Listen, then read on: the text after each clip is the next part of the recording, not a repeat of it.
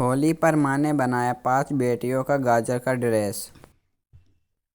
गरीब सुनीता अपने छोटे से घर में रात के समय में अपनी सिलाई मशीन पर कपड़े सी रही थी और उसके घर में उसका पति महेश और उसकी 5 बेटियां रिया, दिया, कोमल, पायल, अनीता ये सब सोए हुए थे।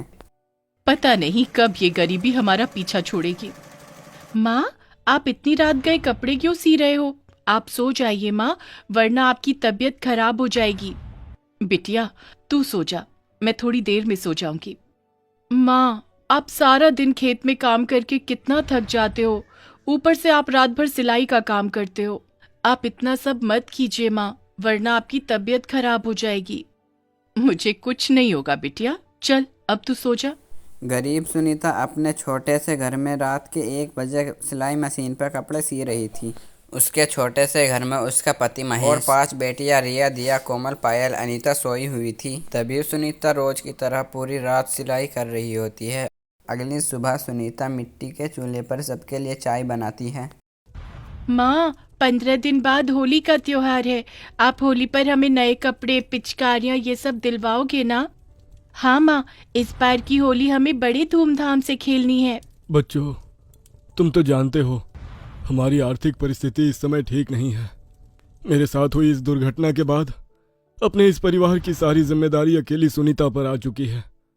अगर मैं अपाहिज बनकर घर में बैठा ना होता तो आज हमारे ऊपर इतनी गरीबी कभी नहीं आती। जी, आप क्यों बार बार उसी बात को सोचते हो?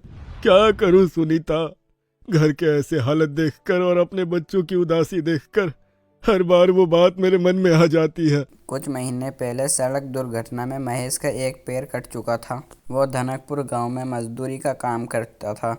तब से वो घर में अपाहिज बन के बैठ चुका था। महेश के साथ हुई इस दुर्घटना के बाद सुनीता उस गांव के सेठ बंसीलाल के खेत में मजदूरी का काम करके अपने घर का पालन पोषण करने लगी थी। थोड़े समय बाद सुनीता रोज की तरह बंसी सेठ के खेत में चली जाती है और उसकी बेटियां, उसका पति अपने छोटे से मकान में बैठी थी। सुनीता की रोज की आमदनी केवल 200 रुपए थी। इतनी कम आमदनी में सुनीता को और उसके परिवार को अपने घर का गुजारा करने में बहुत सी मुश्किलों का सामना करना पड़ रहा था। बंसीलाल हर समय अपने खेत में गाजर की ही फसल उगाता था। तभी सुनीता फसल को पानी देती है तो वहाँ बंसीलाल आ जाता है। सुनीता, बाकी मजदूर कहाँ है? मालिक, वो अब तक आए नहीं। सुबह 11 बजे आते हैं।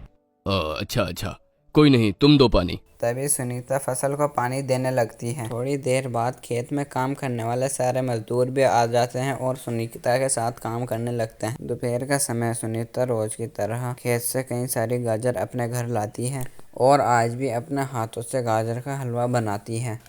ये क्या माँ, आपने आज भी गाजर का हलवा बनाया? अरे, कल तो हमने गाजर का हलवा खाया था। हाँ माँ, आप हफ्ते में बस 2 ही दिन सब्जी बनाते हो और बाकी सारे दिन हमें गाजर का हलवा और गाजर की खीर ही बना कर देते हो। हमें नहीं खाना अब ये गाजर का हलवा। बच्चों, में रोज रोज सब्जी नहीं बना सकती। ये गाजर हमें खेत से मुफ्त में मिल जाते हैं और मेरे पास इतने पैसे नहीं रहते कि मैं रोज रोज सब्जी ला सकूं। जो मैं कमाती हूँ उन पैसों में बिजली का बिल, घर का राशन और मकान का किराया चला जाता है।